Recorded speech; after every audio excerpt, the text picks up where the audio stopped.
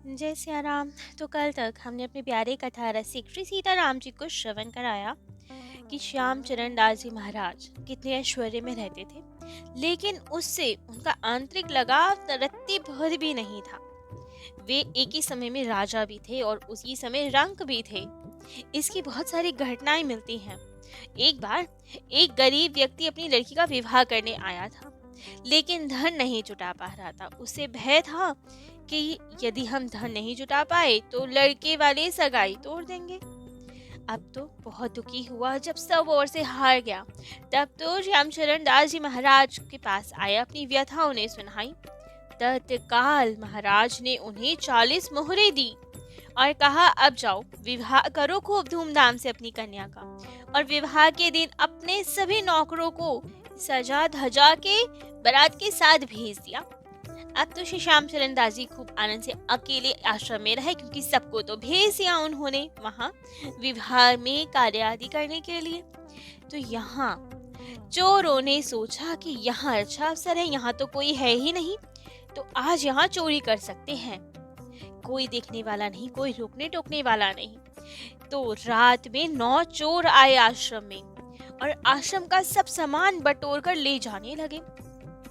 श्याम चरण दास जी महाराज भी देख रहे थे, लेकिन जानबूझकर ऐसे पड़े थे मानो निद्रा में हो, जिससे चोरों को कोई विघ्न ना हो यहाँ से सामान चुरा के ले जाने में।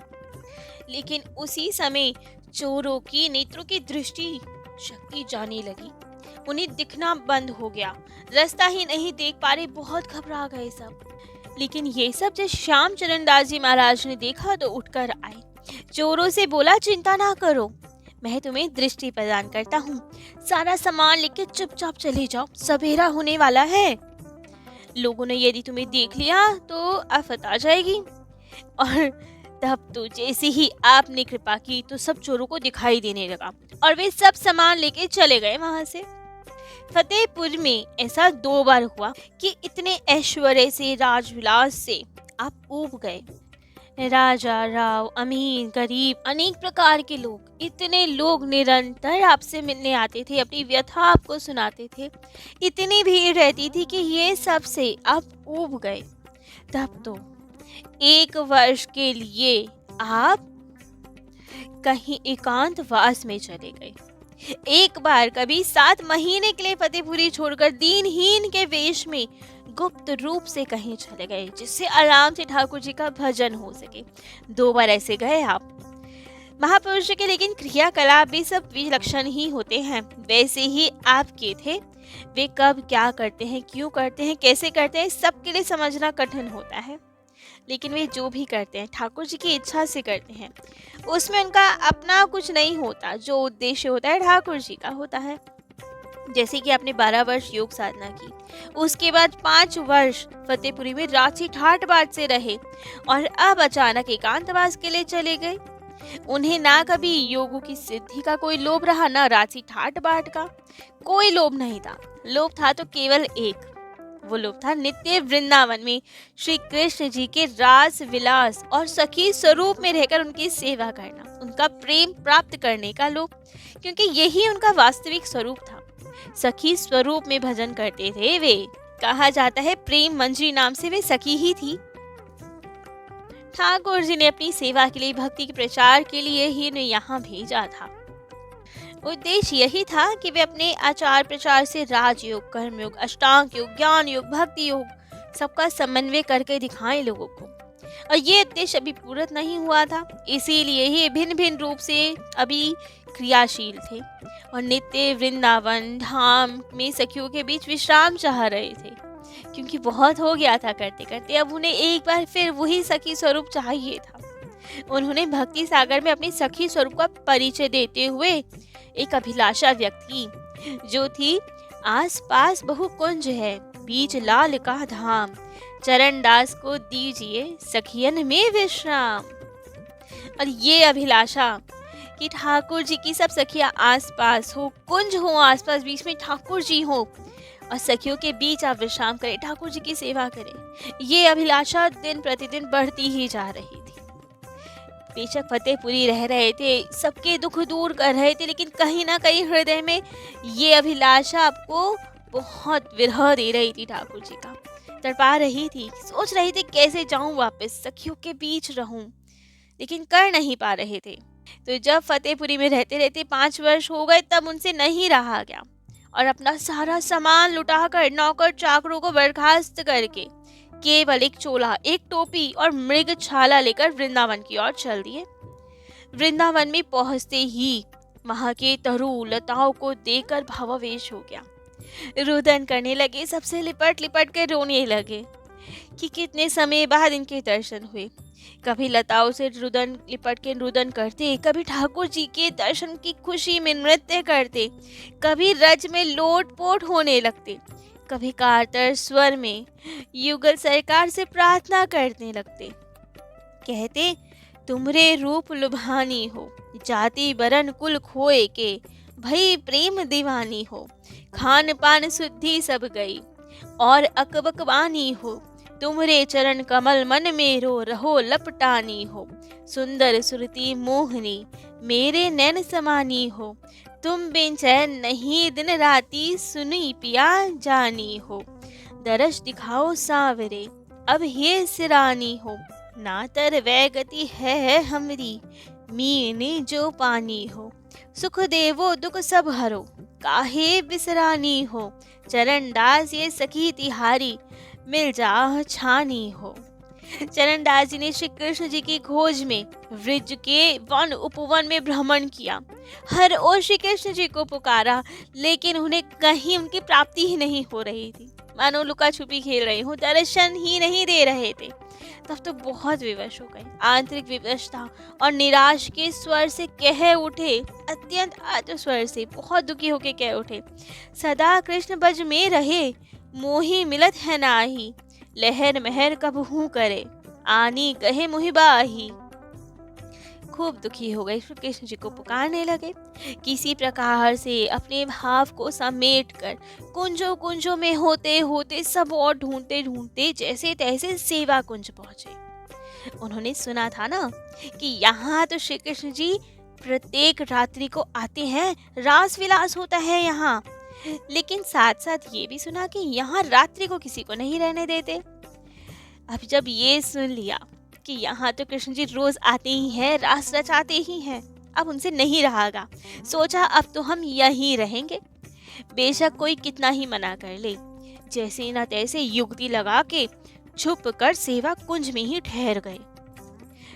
अब श्री कृष्ण जी की इच्छा ना हो तो भला कोई कैसे उनके सेवा कुंज में रह सकता है, कैसे उनके दर्शन प्राप्त कर सकता है? कोई नहीं छुप सकता। तो ये बात तो सिद्ध हुई कि कृष्ण जी स्वयं भी उनसे मिलना चाहते थे, तभी तो ये जुगती चल पाई। अब सेवा कुंज में ठहर पाए रात्रि भर।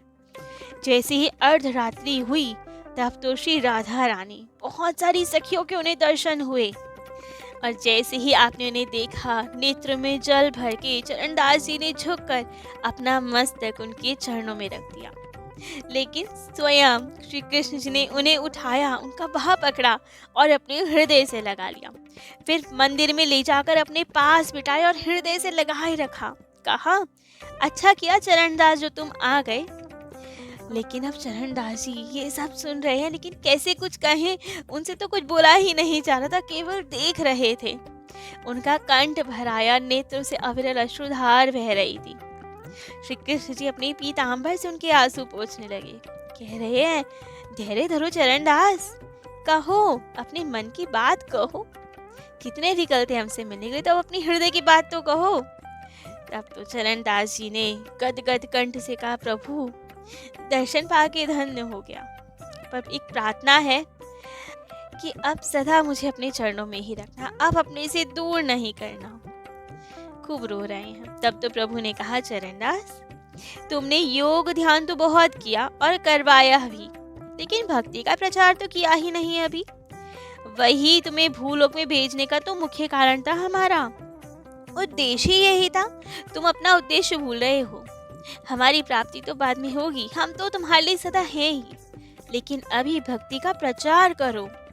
अब तुम भक्ति करो करावो, पापी जीवन पार लगावो, योग ध्यान तुम बहुते कीता, भक्ति सम्हारो सुनि हो मीता।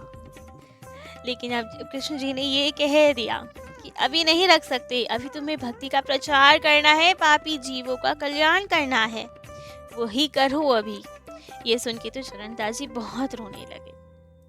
इतने अश्रु आए कि कुछ कह नहीं पा रहे हैं। फिर स्वयं को थोड़ा संभाला, गदगद कंठ से फिर बोला, तुमको छाड़ी कहाँ अब जाऊं, जुदा होते ही मैं मर जाऊं।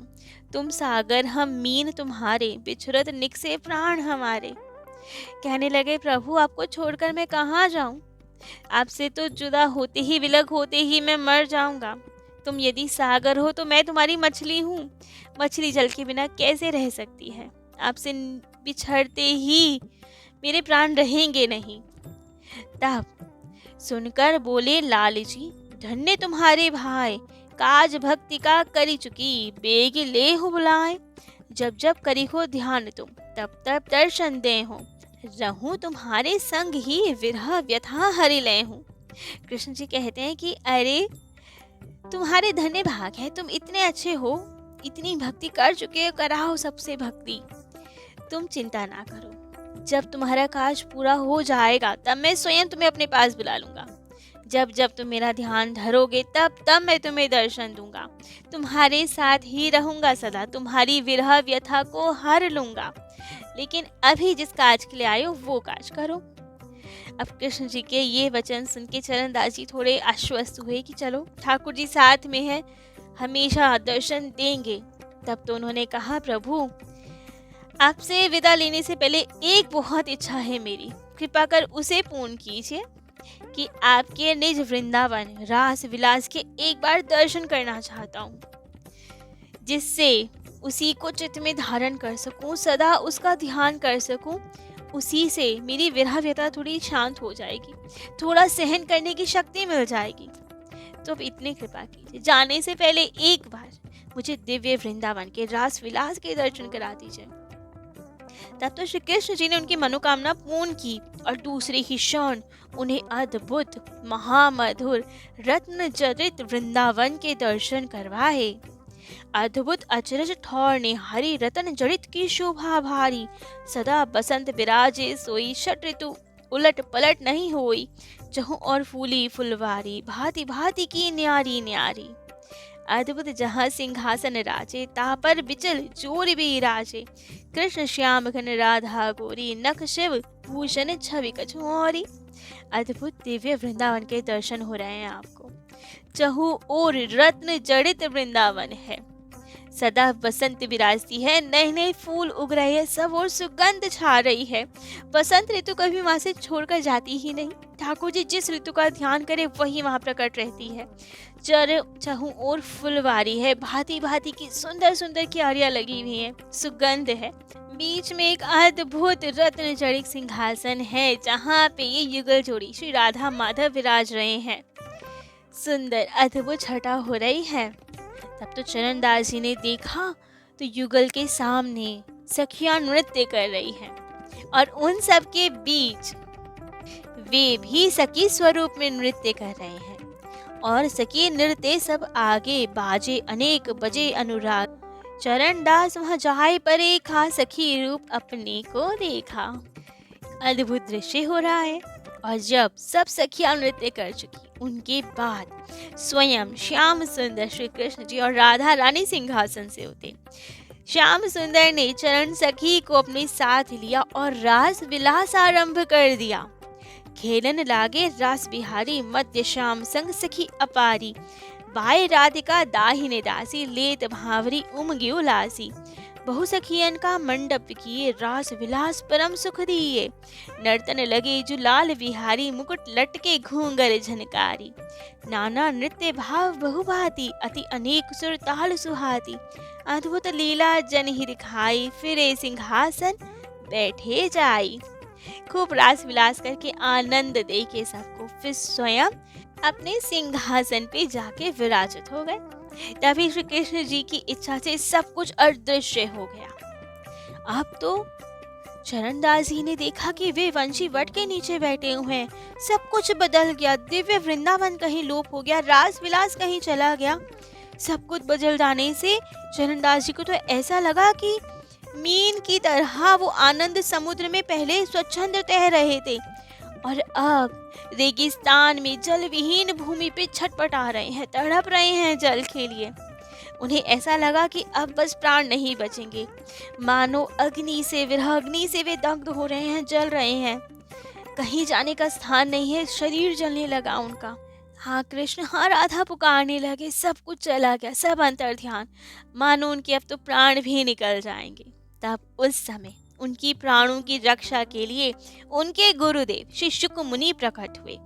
अपने शिष्य के सर पे हाथ रखा उन्होंने और फिर वापिस से श्री कृष्ण जी राधा रानी के गलबैया दिए हुए दर्शन कराए।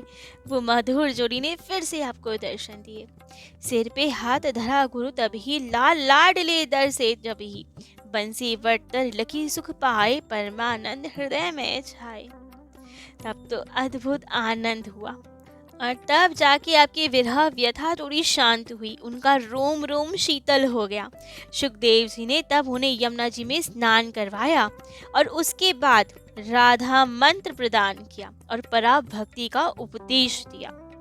जमुना जल की न्यू अभिषेका, पराभक्ति की नहीं उपदेशा, परम तत्व विज्ञान लखायो, बहुरी राधिका मंत्र सुनायो। फिर सुखदेव जी ने आपको भागवत धर्म का प्रचार करने का उपदेश दिया और कहा, अब तई तुम यो रहे, अब करूँ ऐसी चाहे, जीवन को उपदेश दे, भागवत धर्म चलाए। और जब अब गुरुदेव ने पुनः आज्ञा दे ही दी, उपदेश दे ही दिया, श्री कृष्ण जी ने कह दिया कि तुम यहाँ आई ही भगवत भक्ति के प्रचार के लिए हो, उसके बिना, ये कार्य किए बिना वापस हमारे पास नहीं आ सकते। तो अब पुनः आपको दिल्ली लौटना पड़ा, लेकिन इस बार दिल्ली लौटकर भागवत धर्म प्रचार का आरंभ कर दिया। परंतु इस बार वे दिल्ली में एक स्थान पे नहीं रहे, प्रचार की दृष्टि से स्थान बदल बदल के कई जगह रहे। तो कौन कौन सी जगह रहे, कैसे उन्होंने अब ये प्रचार किया, कौन कौन आपके शिष्य हुए, ये सब हम अपने प्यारे कथा रसिक श्री सीताराम जी को कल श्रवण कराएंगे। आज के लिए इतना ही। जय जय श्री सीताराम।